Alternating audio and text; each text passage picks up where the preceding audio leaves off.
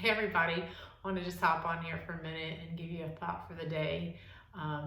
Practicing in this craziness, um, steadying my mind, focusing on Him, and just staying positive. It's so easy to get negative and discouraged, and so we have to do practical things to stay out of those pitfalls. And one of the things I love to do is meditate. Some of y'all know my testimony. I don't have time to go into it, but I had a season a while back with depression, and one of the things the doctor said to me is, the chances are once you've had a depression this strong is you'll repeat it. And the science behind that is because our brain creates grooves and patterns in the way we think. Well, I took that and took it to the opposite side and learned how to meditate so that I had well-worn paths that led me in places of peace and of Him so that I wouldn't go back, and I haven't. Praise God. So that little bit I was just saying is to champion and really encourage meditation. And I think some of us think of meditation as clearing our minds and getting to this state of peace, but that's not meditation. The Bible talks about meditation. Well, it is meditation, but it's not the biblical meditation.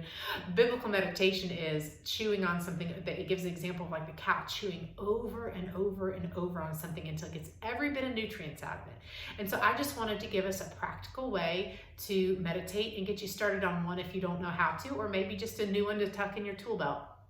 Acts 17:28 says, in Him we live and move. Most of us know it as have our being, but the closer translation is, in Him we live and move and have our existence. That's so powerful. That is enough that you could say that over and over and over. But I want to take it one step further. If it's in Him, then we live and move and have our existence. So let's think of some of the things that are of Him, because that's in Him, how He operates, and begin to speak those things over ourselves, over our family.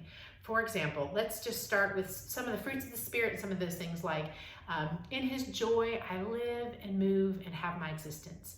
In His peace, I live and move and have my existence. In His goodness, I live and move and have my existence. In His health, I live and move and have my existence. In His provision, I live and move and have my existence. In His righteousness, I live and move and have my existence. In His favor, I live and move and have my existence. And you insert what you want there. If you don't know where to start with the fruits of the Spirit like I started off with and just go through all of those. Then you can look up the meanings of His names and start naming those things over yourself. And really the list goes on and on and on. Hope that helps. I just want to encourage you to try it out. It works. Sometimes in our fast food culture, we like quick fixes. It's fun. I'm just keeping my hands up here like, woo!